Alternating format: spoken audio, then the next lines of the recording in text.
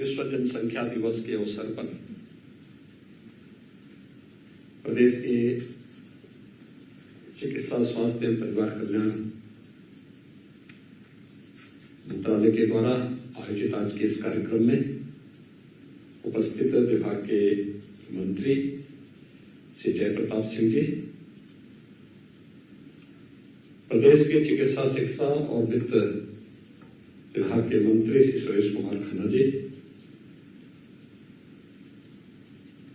चिकित्सा स्वास्थ्य एवं परिवार कल्याण विभाग के राज्य मंत्री श्री अतुल गर्ग जी,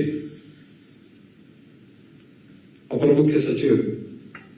चिकित्सा स्वास्थ्य एवं परिवार कल्याण समित मोहन प्रसाद जी, चिकित्सा शिक्षा के प्रमुख सचिव शर्मल कुमार जी,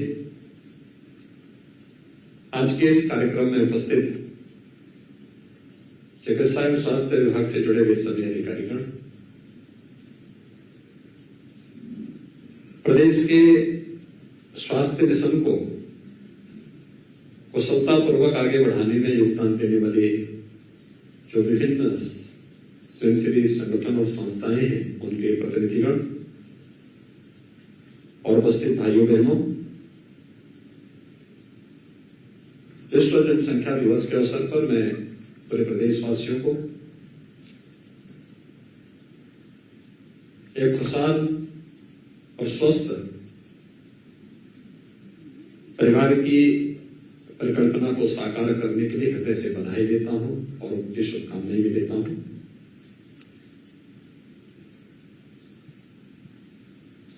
पूरी दुनिया के अंदर एक विषय को लेकर के समय समय पर चिंता व्यक्त की गई कि बढ़ती हुई जनसंख्या विकास में कहीं न कहीं बाधक हो सकती है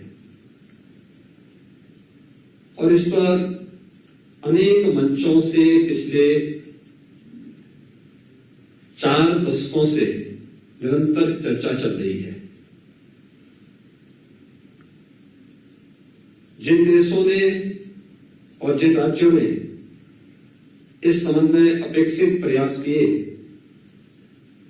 उसके वहां सकारात्मक परिणाम भी सामने देखने को मिले हैं,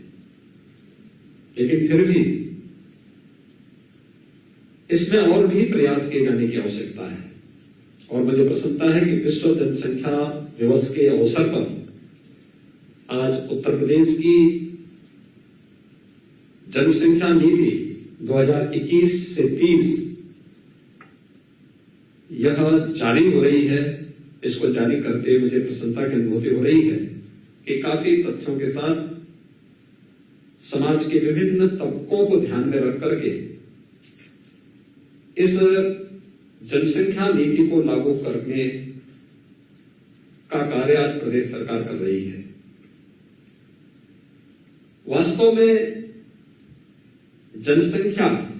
स्थिरीकरण का जो प्रयास है, यह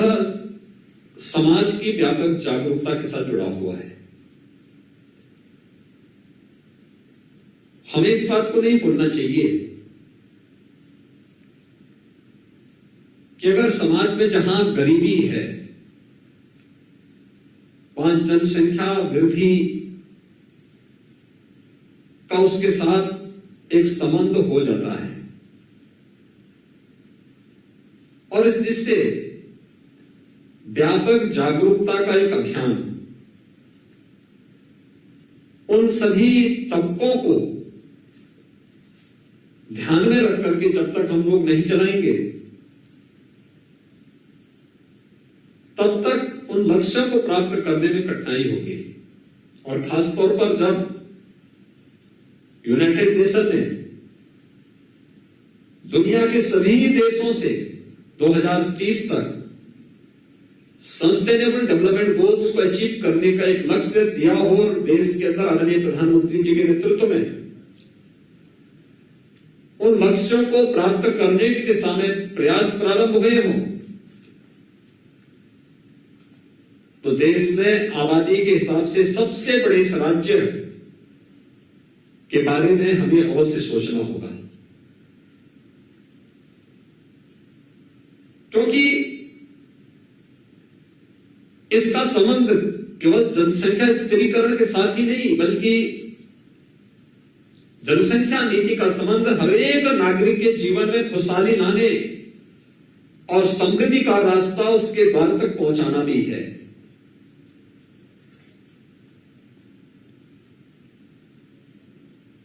उत्तर प्रदेश विधानसभा में हम लोगों ने 2018 में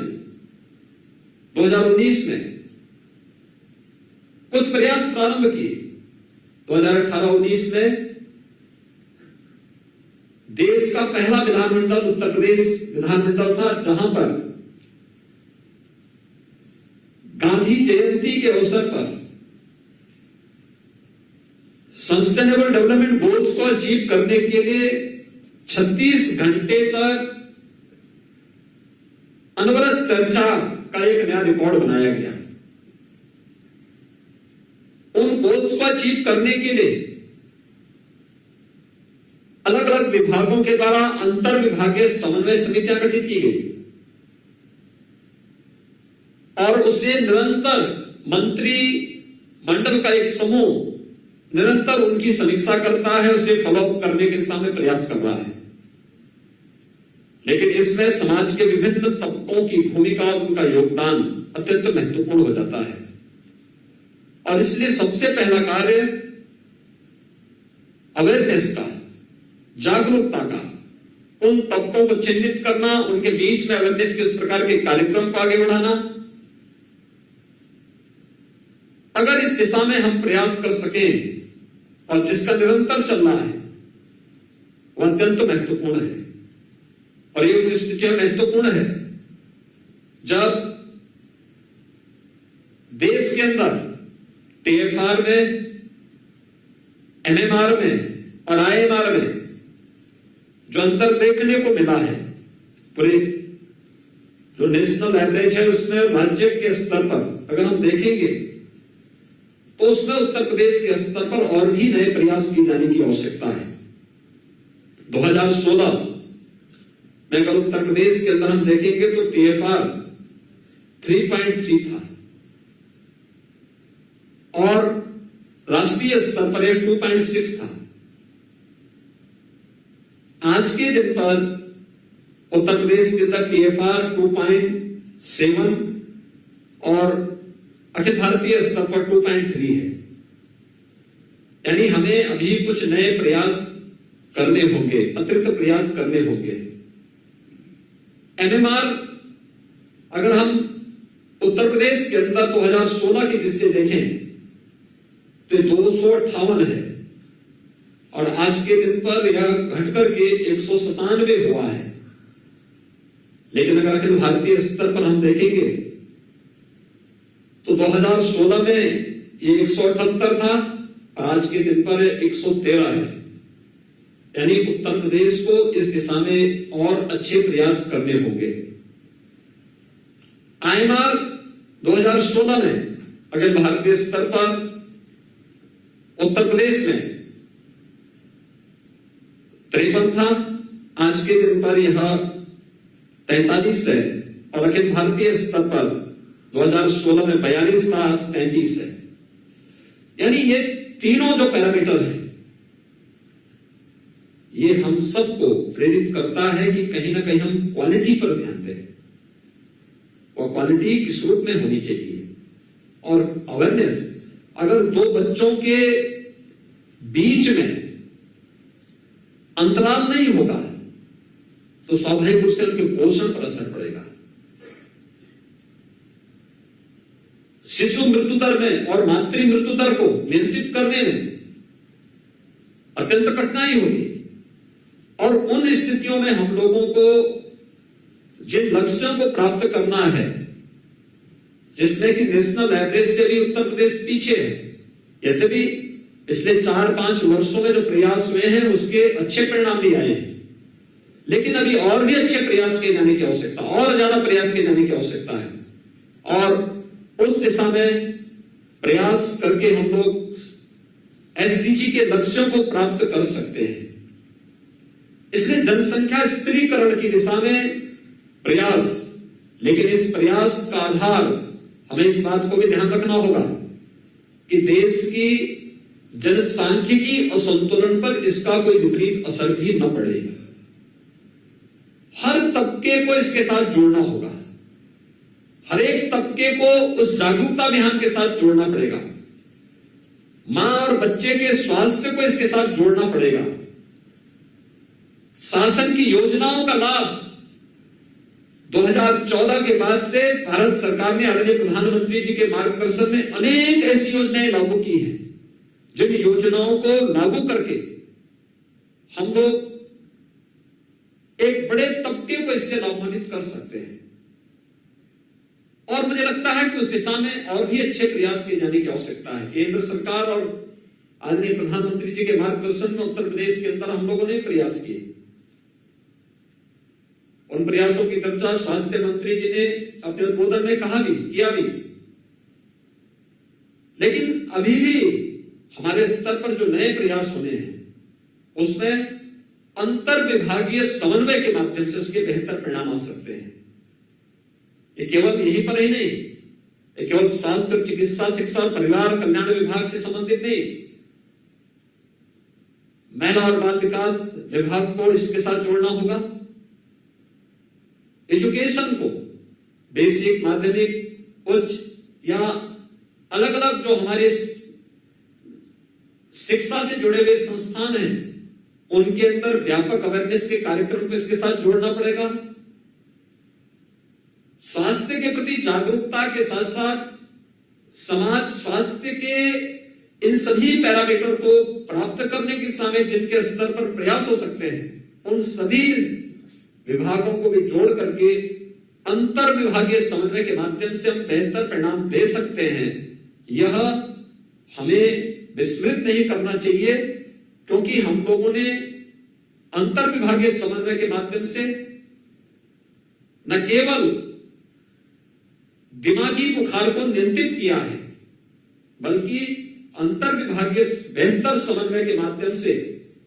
वैश्विक महामारी कोरोना को भी उत्तर प्रदेश ने बहुत अच्छे प्रबंधन के माध्यम से नियंत्रण की ओर ले जाने में सफलता प्राप्त की है। और मुझे विश्वास है कि जो जनसंख्या नीति का नया ड्राफ्ट आज यहां पे लॉन्च किया गया है, इसको शासन से जुड़े हुए सभी विभाग अपने सभी स्टेक होल्डर्स के साथ मिलकर के, अपने सहयोगी संस्थाओं के साथ मिलकर के प्रभावी ढंग से लागू करने में सफल होंगे, ये मुझे विश्वास है। मुझे प्रसन्नता है कि आज 11 आरटीपीसीआर की लैब भी शुभारंभ हो रही है।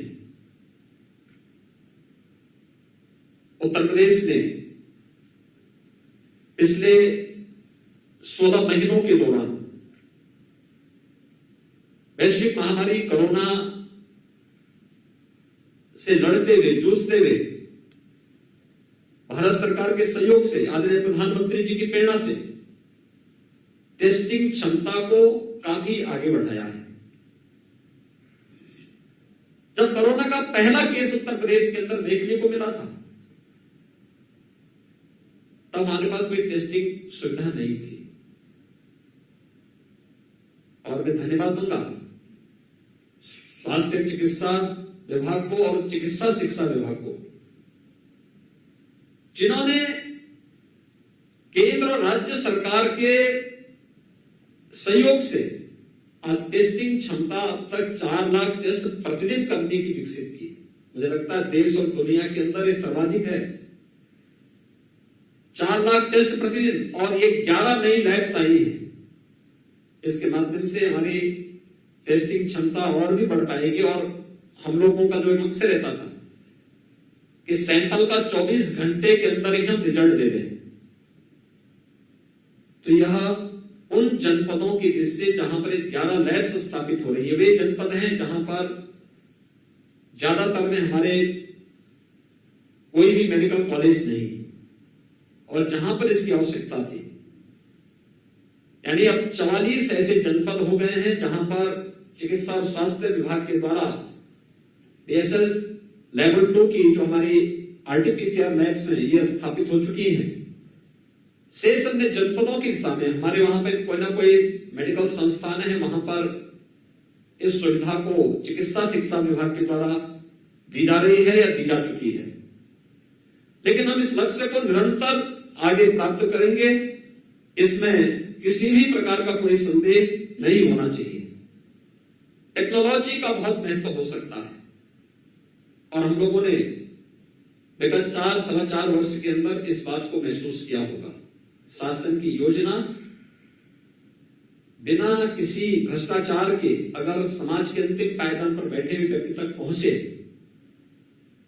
और लाभार्थी योजना का भरपूर लाभ ले सके, 100% लाभ ले सके, तो मानना चाहिए कि शासन की योजना सफल हुई और ये टेक्नोलॉजी से संभव हो पाया। मुझे प्रसन्नता है कि आज प्रदेश के अंदर स्वास्थ्य केंद्रों के बारे में जानकारी लेने और उनकी हर एक गतिविधियों पर नजर रखने के लिए एक CSC PSC लैब का शुभारंभ भी आज यहां पर स्वास्थ्य और चिकित्सा शिक्षा विभाग के द्वारा किया गया है। यह प्रदेश के अंदर जो हमारे लगभग 4,600 से अधिक CSC PSC हैं, इन सब के उन्नयन में तो योगदान देगा, क्योंकि ये ऐप आज के दिन पर इसलिए महत्वपूर्ण है। हम लोग वर्तमान में हर एक CSC PSC को किसी न किसी जनप्रतिनिधि या समाज के किसी न किसी मान्यता व्यक्ति के द्वारा उसे गोद लिया गया है और जब व्यक्ति उन स्वास्थ्य केंद्रों के साथ जाता है तो अक्सर बहुत सारे लोग ऐसे होते हैं जिन्होंने कभी विजिट नहीं किया केंद्र में, लेकिन आके हमारे पास शिकायत करते हैं। आज हम ऐप को दिखा के उसे कह सकते हैं, आप बताइए कौन सा केंद्र आपका है और आप कितनी बार विजिट किए, हमें एक बार बताइए। दूसरा, वहां क्या क्या सुविधाएं हैं उसको बता सकते हैं कि वहां इतने चिकित्सक हैं, इतने बेड्स हैं,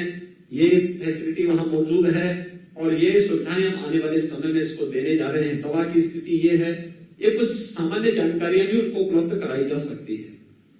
तो इस दृष्टि से मुझे विश्वास है कि हम टेक्नोलॉजी को और अपग्रेड करते हुए इस दिशा में प्रयास करेंगे और मेरा ये मानना है CSR से हो और अन्य संस्थाओं के सहयोग से, जनप्रतिनिधियों के सहयोग से भी हमारा प्रयास होना चाहिए कि हर CSC PSC तक हमें हेल्थ ATM को पहुंचाना चाहिए। एक नया प्रयोग होगा ये स्वास्थ्य विभाग में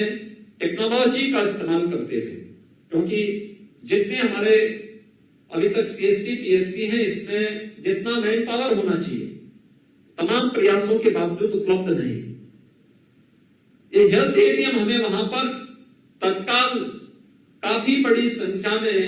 जांच की सुविधा तो उपलब्ध कराएगा ही, टेली कंसल्टेशन की सुविधा भी उपलब्ध कराएगा। जिन विशेषज्ञों का अभाव जिस सेंटर में होगा वहां पर उन लोगों को वहां पर विशेषज्ञ चिकित्सीय सुविधा उपलब्ध कराने में हेल्थ ATM बहुत बड़ा रोल अदा कर सकता है और हमें इस दिशा में एक प्रयास प्रारंभ करना होगा। मुझे प्रसन्नता है कि आज यहाँ पर दो नौ दंपतियों को एक सगुन किट का वितरण भी हुआ है। मुझे विश्वास है कि स्वास्थ्य और चिकित्सा और परिवार कल्याण विभाग इस अभियान को जन जन तक पहुंचा करके और खास तौर पर जिन लोगों में अभी भी जागरूकता का अभाव है उन लोगों को इसके प्रति और भी जागरूक करने का प्रयास करेगा। आज के इस कार्यक्रम के लिए मैं विश्व जनसंख्या दिवस के अवसर पर आयोजित जो एक कार्यक्रम है उत्तर प्रदेश की जनसंख्या नीति को आज लॉन्च किया गया है 2021 से 2030 के लिए RT-PCR के लैब्स के उद्घाटन के लिए, CSC PSC ऐप के लिए और इस पूरे अभियान के प्रति मैं अपनी शुभकामनाएं देता हूं। धन्यवाद। जय हिंद।